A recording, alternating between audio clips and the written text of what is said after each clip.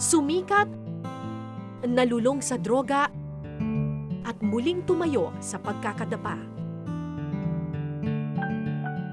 Ang pagmamahal na isang magulang sa anak, walang hangganan di ba?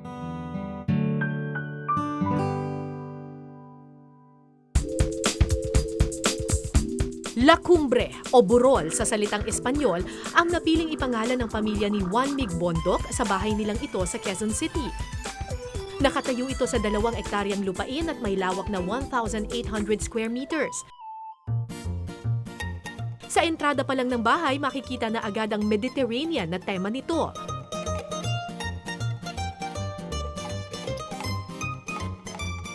Centerpiece ng bahay ang isang Balinese temple door na merong masinsing wood carvings. Gawa raw ito sa teak wood.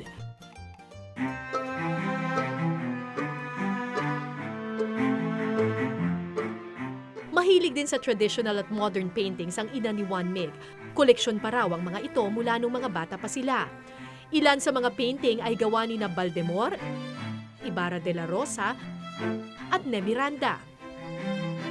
Sa isang parte ng bahay, meron ding grupo ng church paintings na makikita. Iginuhit ang mga ito ni na Ragudon at Daklan. This is your parents' house? Yeah, it's my parents' house. Yeah. Ang laki ah. This is a really large house. Yeah. Interior designer ba yung mama? Mahilig siya mag-interior design, pero hindi siya interior designer. Talaga? Mahilig lang. What do you like about this house? Well, kahit pa paano, may privacy dito because we don't really see each other all the time. So, yung privacy talaga. I mean, I like it kasi parang maaliwalas yung bahay. yeah. Diba? Tapos high ceiling High siya. ceiling siya. Mas gusto mo yung ganong klaseng bahay. Oh, yeah. Yung all white, Yeah. modern. Modern. Bakit? Mas malamig eh. Pagpasok mo parang maaliwalas, parang feeling mo parang wala kang problema, ganyan. Parang nakakalimutan ba? Parang pagpasok mo, yung problema mo naiiwan mo sa labas, ganun. Oo. Kasi iba rin kasi pag light yung colors eh. 13 taong gulang nang madiskubre si Juan Mig Bondoc bilang commercial model. Dahil sa kanyang magandang ngiti, naging modelo siya ng isang sikat na brand ng toothpaste. Bago pumasok sa showbiz, lumabas siya sa 17 TV commercials. Kiki? Ikaw ba? Lalo ba kita? GM! Jomay! 1995 nang mabigyan si Juan Mig ng break sa teen-oriented TV show na TGIS o Thank God It's Sabado. Pagkatapos noon, sunod-sunod na ang kanyang naging proyekto sa telebisyon at pelikula. Pero noong 2006, napaaga ang pagretiro niya sa show business. Why did you leave? Wala na. I just felt like nawala na yung fire. Pero na-enjoy mo yung TGIS? Yeah, yes and no. Yeah. Bakit? Bakit hindi? Yes, because parang wow. Hindi naman namin na-expect na Sisikat. nasisikat kami ng ganito, na ganun kalaki magiging, di ba? Pero ano yung downside to it? Well, the downside to it is karoon na ng competition. Kumbaga, hindi na naging masaya sa set nun. Look, I don't want you on my side, and I don't need you on my side. Cool ka lang, okay? Takutob ko, pareho lang tayo nalagay sa daddy natin eh. Kailan kayo huling nagka-father and son talk? Matagal na, no?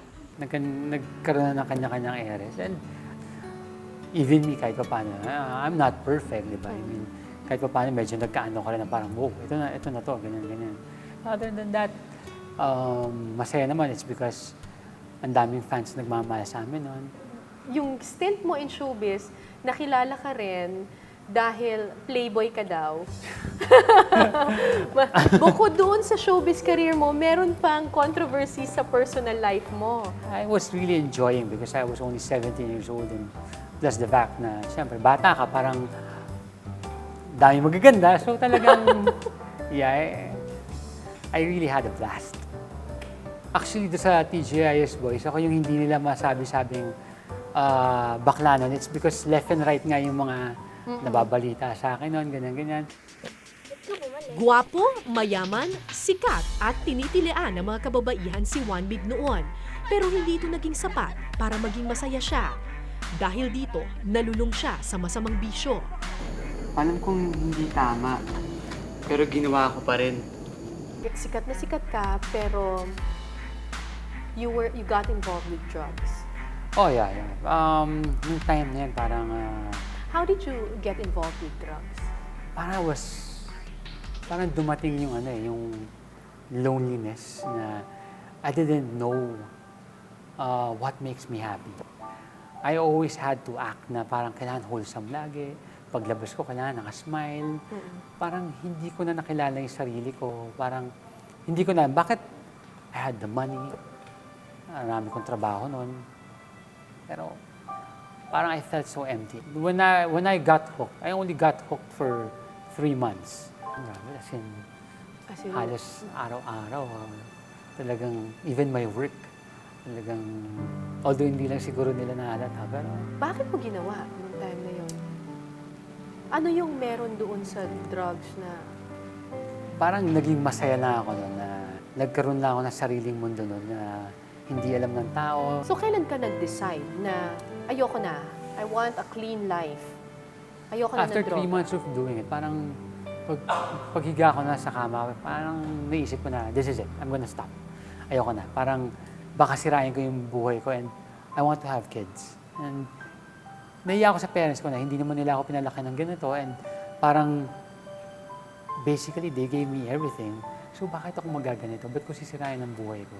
Diba? So parang marami pa eh. I mean, I had to fix my life. Paano mo nagawa yung transition na yon from being addicted to drugs to leading a clean life? Anong advice mo sa ibang mga drug users na who want Siguro to... I just felt na yung blessings ko sinasayang ko na bakit ko ginagawa to? Basically, bakit ako nagsiself-destruct?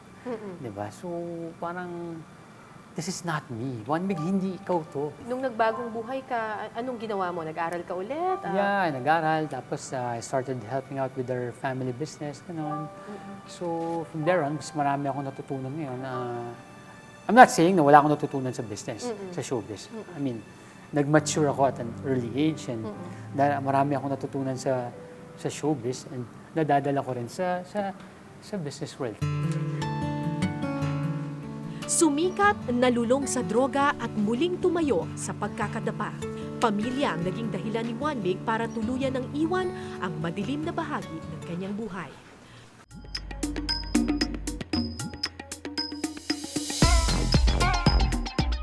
Antique jars at handmade clay pots ang ilan sa kinahihiligan ng ama at ina ni Juan Mig. Galing pa raw ang mga ito sa panahon ng Ming at Sung dynasties, habang ang iba naman nahukay pa sa Mindoro at 1,000 taon na ang tanda. Sa formal dining area naman, ang semi-precious stones inlay sa 16-seater dining table ang mapapansin. Sa ibabaw naman ito ay mga carving piece na nagawa sa ironwood.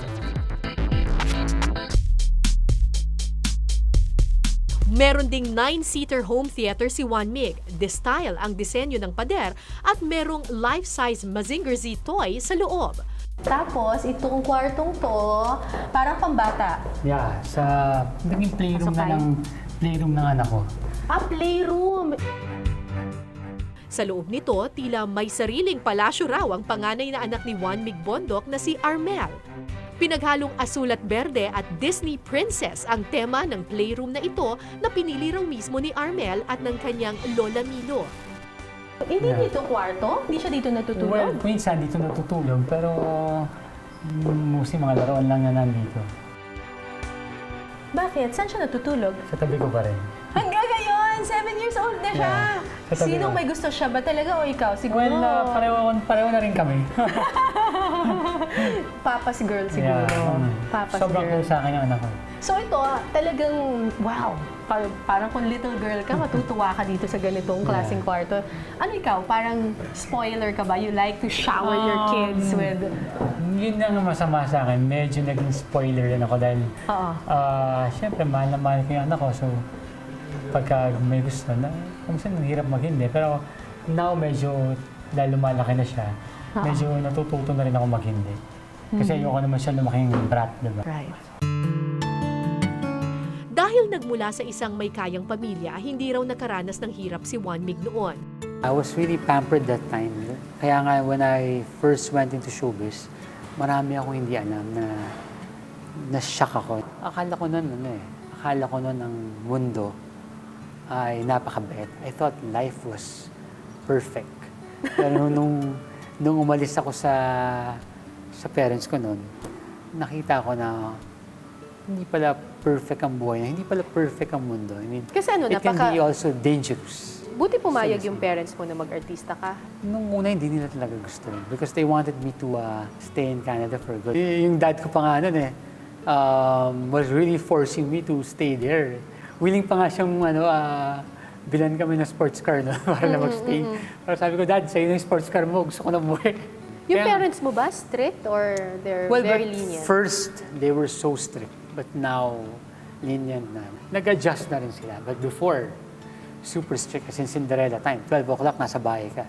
Kung ganun ang pagpapalaki sa'yo ng parents mo, ikaw naman, paano yung pagpapalaki mo sa mga anak mo? How are you as a father?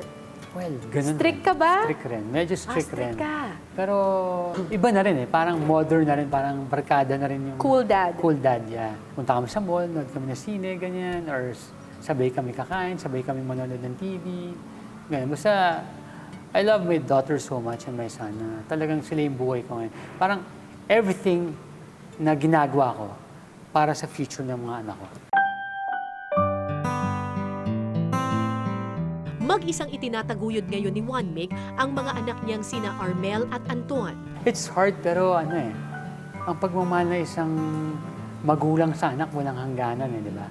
Kahit pagod ka sa trabaho, still, di ba? You still need to give time to your kids, di ba? Ano ang pinakamahirap na parte ng pagiging isang single father?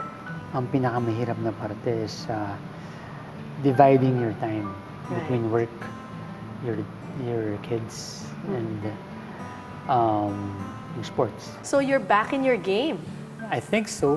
Maybe. I hope so. Matapos ang pagganap sa iba't ibang palabas at pelikula, mas masaya ngayon si Juan Mig sa pagpapatakbo ng real estate business ng kanyang pamilya.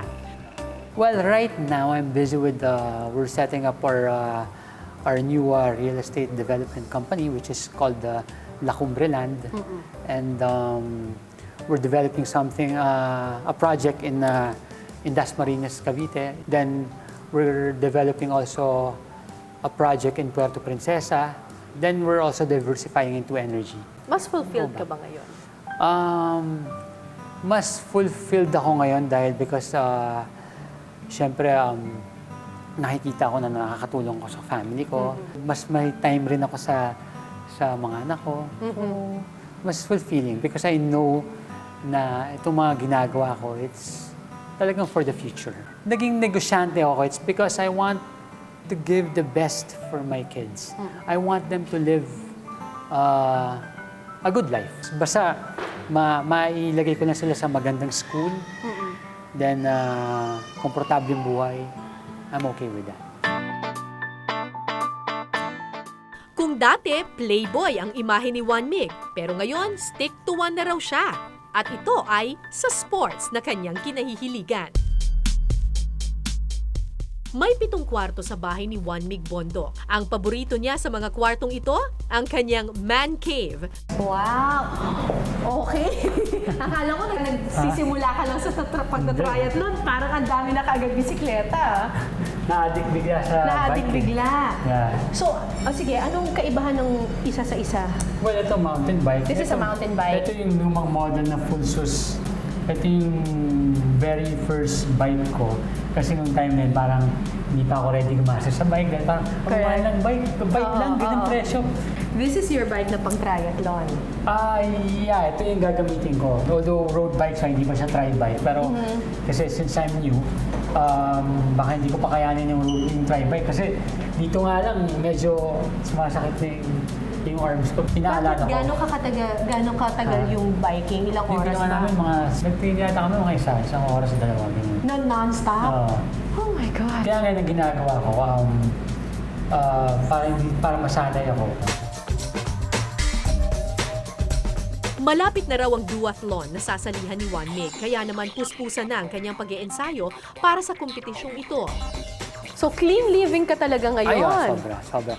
Before, 175 ako nun, but now I'm down to 145. Wow! Tumaba ako nun, nung time na yun. Tumaba ako dahil mahilig ako kumain, ganyan. I'm happier now kasi kasama ko yung, although nakakatawa nga yung team namin dahil usually 5 lang kaming active. So, sabi ko, wow, pag makita mo yung mga ibang team, grabe, ang dami. Kami, 5 lang, pero daming sponsors. So, nakakatuwa rin.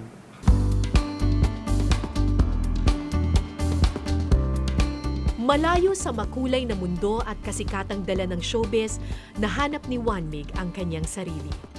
Ang kanyang tahimik at simpleng buhay ngayon ang siyang nagbibigay kulay sa dating tila walang kabuluhan niyang buhay.